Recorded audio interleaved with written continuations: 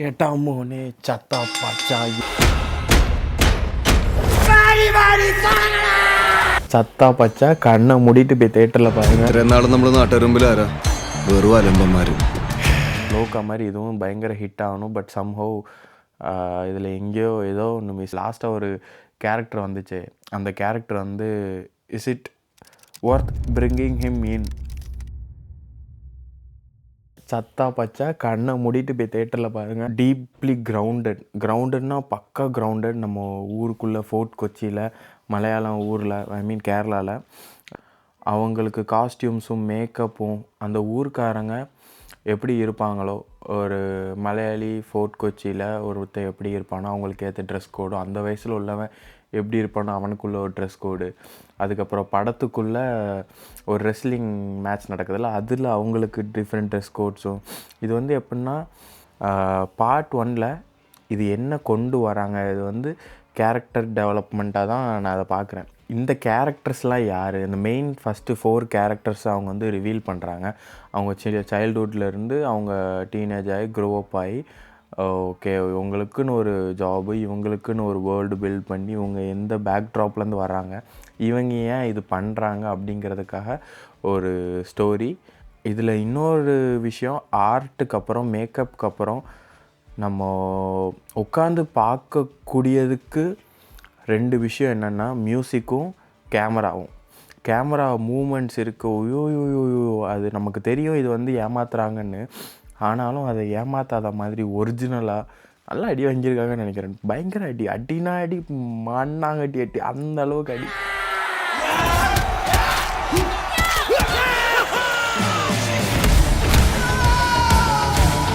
நல்லா அடி வாங்கியிருக்காங்க. அந்த அடிக்கு ஏற்ற மாதிரி மியூசிக் வந்து 2 பேர் போட்டிருக்காங்க. ஆக்சுவலாக மியூசிக் வந்து பாட்டு ஒருத்தரும் பேக்ரவுண்ட் ஸ்கோர் ஒருத்தரும் போட்டிருக்காங்க. எனக்கு வந்து அந்த படத்துக்கு ஏற்ற பாட்டும், அந்த படத்தில் அந்த ஒரு ஃபைட்டுக்கு நடுவில் அந்த கேரக்டர் இன்ட்ரொடக்ஷனும் அந்த ஃபைட்டும், அதுக்கு ஒரு பேக்ரவுண்ட் மியூசிக் போட்டிருக்கிற பேர் முஜீப் சம்திங் நினைக்கிறேன். செம்ம ஒரு பேக்ரவுண்ட் ஸ்கோரும். நமக்கு வந்து ஒரு கேரக்டரை வந்து ஒளிச்சு வச்சே கொண்டு வருவாங்க. அது வந்து லாஸ்ட்டில் ஒரு கேரக்டர் ரிவீல் ஆகுது, இன்டர்வல் பாயிண்டில் ஒரு கேரக்டர் ரிவீல் ஆகுது. இவங்க எல்லாருக்கும் ஒரு பேக் ஸ்டோரி இருக்குது. வால்டருக்கு ஒரு பேக் ஸ்டோரி இருக்குது, இந்த டெல்லிக்கு போன பையனுக்கு ஒரு பேக் ஸ்டோரி இருக்குது, இவங்களுக்கெல்லாம் ஒரு பேக் ஸ்டோரி இருக்குது. அதுக்கப்புறம் மெயின் வில்லனுக்கு ஒரு பேக் ஸ்டோரி இருக்குது. வில்லனுக்கும் இன்டர்வல் பாயிண்டில் வர்ற கேரக்டருக்கு ஒரு பேக் ஸ்டோரி இருக்குது. அவன் என்ன பண்ணிக்கிட்டு இருந்தான் அப்படிங்கிறது நிறையா டீகோட் பண்ணலாம், நிறையா டீட்டெயில்ஸ் கொடுத்துருக்காங்க. இதெல்லாம் பார்ட் 2ல் ரிவீல் ஆகும்னு நினைக்கிறேன். All the best for the team. സൂപ്പറാണ് ഒരു പടം. ഇതുവരെ കേട്ട പുച്ചവും കളിയാക്കലൊക്കെ ഈ കൈവെള്ള ചുരുട്ടിപ്പിടിച്ച് നല്ല ഇടിയിടിച്ച് നാട്ടുകാരെ കൊണ്ട് കൈയടിപ്പിക്കണ്ടേ?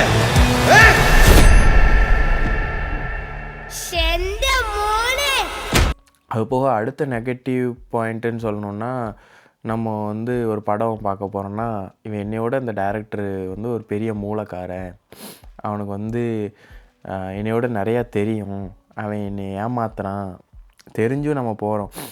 ஆனால் அந்த கதை வந்து அவன் நம்மளை ஏமாத்துறதுக்கு முன்னாடி நம்ம கண்டுபிடிச்சிடறோம்ல, அடுத்து தான் நடக்க போகுது, இன்டர்வலில் இவனுக்கு தான் வருது, அதுக்கப்புறம் லாஸ்ட் ஃபைட்டு இவனுக்கு நமக்கு ஒரு டைமில் கெஸ் பண்ணிடலாம். Okay this is what going to happen, this character is going to come here, அதுக்கப்புறம் இந்த ஃபைட்டு வந்து இப்படி தான் நடக்கும் அப்படிங்கிற மாதிரி நமக்கு கெஸ் பண்ணிடலாம். ஸோ அது ஒரு மைனஸ் பாயிண்ட். லோக்கா மாதிரி இதுவும் பயங்கர ஹிட் ஆகணும். பட் சம்ஹவ் இதில் எங்கேயோ ஏதோ ஒன்று மிஸ் ஆகுதுன்னு நம்ம சொல்கிறதெல்லாம் பார்ட் 2ல் அவங்க கம்ப்ளீட் பண்ணுவாங்கன்னு நான் நினைக்கிறேன். அந்த சின்ன பொண்ணு கேரக்டர் அது வந்து சொல்லி ஆகணும். சின்ன பொண்ணு கேரக்டர் வந்து ரொம்ப யூஸ் பண்ணல, ஆனால் யூஸ் பண்ண இடத்துலலாம் அவள் செம்மையாக ஸ்கோர் பண்ணியிருந்தா. அதுக்கப்புறம் இன்னொரு சீன் எடுத்து சொல்லணுன்னா, அந்த சின்ன பொண்ணை வந்து அவங்க டேடி வந்து பார்க்க வருவார். அந்த ஒரு ஆட்டோ வழிமறித்து பார்க்க வருவார். ஆனால் அந்த ஆட்டோ போகும்போது அவர் ஒரு இடத்துல நிற்பார் பாருங்க.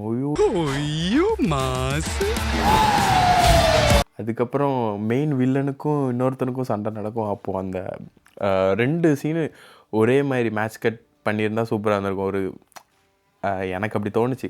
ஃபஸ்ட்டு சைல்டுஹுட்டில் வந்து ஒரு கட்டில் உடையும், அதே மாதிரி வந்து கிளைமேக்ஸில் ஒன்று உடையும். அது வந்து மேட்ச் கட் பண்ணியிருந்தாங்கன்னா ஓ மை காட் தரமாக இருந்திருக்கும். செம்மையாக கத்தி சிரித்து சந்தோஷமாக இருந்த ஒரு படம். தனியாக தான் போனேன், நல்லா இருந்துச்சு. நல்ல ஒரு ஆடியன்ஸ் நம்ம கூட படம் பார்த்தது எல்லாம் மலையாளிஸ், தமிழ் பீப்புள் எல்லோரும் இருந்தாங்க, நல்லா இருந்துச்சு. Okay to watch. எனக்கு வந்து இந்த படத்துக்கு வந்து ஒரு 10க்கு நான் 7.5 கொடுப்பேன். ஏன்னா சின்ன சின்ன இதெல்லாம் இருந்தனால. இவங்க வந்து நிறையா ஒர்க் பண்ணியிருக்காங்க, சூப்பராக பண்ணியிருந்தாங்க.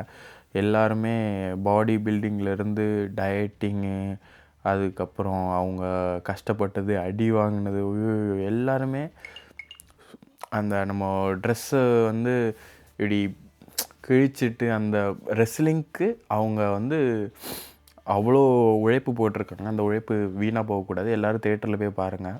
நல்ல படம், ஒர்த் வாட்சிங். ரோலக்ஸ் பார்த்தனாலே என்னன்னு தெரில, இந்த லாஸ்ட்டாக ஒரு கேரக்டர் வருது. லாஸ்ட்டாக ஒரு 2-3 சீன்ஸுக்கு தான் வருவார். அவர் காஸ்டியூமா இல்லை அவர் லாங்குவேஜா இல்லை அவர் பேசுகிற அந்த ஸ்டைலாவோ எனக்கு வந்து உட்காரல. உங்களுக்கு என்ன பிடிக்கல அப்படிங்கிறத நீங்கள் கமெண்ட் செக்ஷனில் சொல்லுங்கள். உங்களுக்கு வந்து அந்த லாஸ்ட்டாக ஒரு கேரக்டர் வந்துச்சு, அந்த கேரக்டர் வந்து is it worth bringing him in? ഞാൻ നിങ്ങളെ വിശ്വസിച്ചിറങ്ങുകയാണ് മക്കളെ. ഇതിനെപ്പറ്റി വലിയ പിടിപാടൊന്നുമില്ല. അങ്ങനെ അവർ പറഞ്ഞ പോലെ കാണിച്ചു. അത്രേ ഉള്ളൂ ശരി.